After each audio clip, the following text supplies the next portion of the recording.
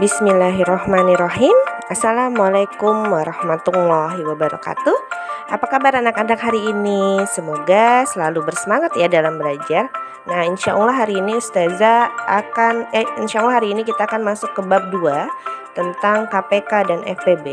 Jadi sebelum belajar tentang KPK dan FPB, kita pelajari dulu tentang faktor bilangan. Nah, jadi sebelum masuk ke materinya, faktor bilangan itu apa sih? Nah, faktor bilangan itu adalah suatu bilangan yang dapat habis membagi bilangan tersebut. Nah, anak-anak bisa mempelajari ini dengan mudah dengan syarat anak-anak sudah menguasai perkalian dan pembagian. Jadi, jika ada yang belum, silahkan ulas kembali tentang perkalian dan pembagian. Nah, supaya lebih paham, kita masuk ke ilustrasi ya. Ada sebuah ilustrasi di sini. Sofia mempunyai 12 apel. Apel ini akan dibagikan secara adil dan sama rata. Ayo bantu Sofia untuk menentukan banyak cara supaya apel tersebut habis terbagi. Nah, apa yang akan dilakukan? Di sini Sofia memiliki 12 apel. Akan dibagi secara adil dan rata. Ada berapa cara sih supaya 12 apel ini bisa terbagi? Nah, berarti kita ngomongin pembagian di sini. Nah, anak-anak bisa membuat sebuah tabel seperti Ustazah. Nih, Ustazah buat tabel di sini dengan beberapa kemungkinan di bawahnya. Jadi kita mulai dengan 1. Nah, anak-anak bisa seperti ini. 12 dibagi 1. Nah, 12 dibagi 1 berapa sih? Ternyata hasilnya 12. Nah, kayak gitu. Jadi kita ngomongin pembagian. Atau anak-anak mau kayak gini. Perkalian berapa sih yang hasilnya 12? Oh, 1 kali 12 Ustazah. Sudah. 2 bisa enggak ya yang menghasilkan 12? Bisa ada Ustazah, yaitu 2 dikali 6. Kalau 3 ada 3 kali 4 yang hasilnya 12. Atau 4 bisa enggak? Oh iya, bisa 4 dikali 3.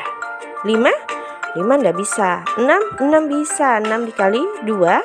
7, habis 6 kan 7 enggak bisa. 8 tidak bisa. 9 tidak bisa. 10 tidak bisa. 11 tidak bisa. 12 yaitu dikali 1. Ketika sudah kembali di bilangan sendiri yaitu 12, maka operasi hasil bagi ini sudah selesai. Jadi bisa kita lihat di sini ada banyak cara. Jadi ada berapa cara nih? Ada 1 kali 12, 2 kali 6, 3 kali 4, 4 kali 3, 6 kali 2, 12 kali 1. Jadi bisa kita lihat ada berapa cara? 1, 2, 3, 4, 5, 6. Ada 6 cara ternyata. Jadi ada 6 cara untuk membagikan apel ini hingga habis dan terbagi. Nah, cara-cara ini itu adalah kita bilang faktor bilangan. Jadi faktor bilangan dari 12 itu adalah 1, 2, 3, 4, 6, dan 12. Nah, jadi anak-anak, jika kita lihat tabel berikut ini begitu panjang. Ya, begitu panjang. Nah, bisa kita kecilkan dengan cara seperti ini. Jadi ada 2 cara anak-anak dalam menentukan faktor dari 12 ya. Coba kita pakai cara kedua. Nah, seperti ini. 12 yaitu perkalian berapa yang hasil 12? Atau 12 bagi 1 bisa enggak ya? Oh, bisa. 12 bagi 1 yaitu 12. Anak-anak bisa membayangkan bagi ataupun ibaratkan kali. Jadi mau 12 bagi 1 itu 12 Ustazah. Atau perkalian berapa yang hasilnya 12 yaitu 1 dikali 12. Apalagi yaitu 2 dikali 6. Lalu 3 bisa 3 kali 4. Habis angka 3 angka berapa? Lihat tabel yang abu-abu. Habis angka 3 itu angka 4. Nah, angka 4 ternyata sudah dituliskan di tabel sebelahnya, di tabel warna pink. Ketika angka tersebut sudah ada di tabel warna pink, maka pengisian tabel ini selesai. Jadi anak-anak lebih ringkas dalam menuliskan tabel. Tetapi bedanya dengan cara pertama, untuk di cara kedua, karena kita ringkaskan tabel ini, maka isi di dalam tabel ini anak-anak tuliskan semua. Karena di sini mengapa di tabel kedua itu bisa ringkas? Karena kita menggunakan sifat perkalian yaitu komutatif. Jadi bisa 3 kali 4, lalu 4 kali 3, 6 kali 2, 12 kali 1. Jadi bisa kita ambil di sini faktor dari 12 adalah ada dua tabel di sini kita ambil. Yaitu sama jawabannya di cara pertama sama cara kedua, yaitu faktor dari 12 adalah 1, 2, 3, 4, 6, dan 12. Nah, anak-anak bisa menggunakan salah satu cara yang anak-anak anggap mudah. Oke, jadi bisa kita simpulkan, kita bantu Sofia tadi untuk menentukan banyak cara dalam agar apel tersebut habis terbagi. Jadi ada 6 cara agar apel tersebut habis dibagi rata.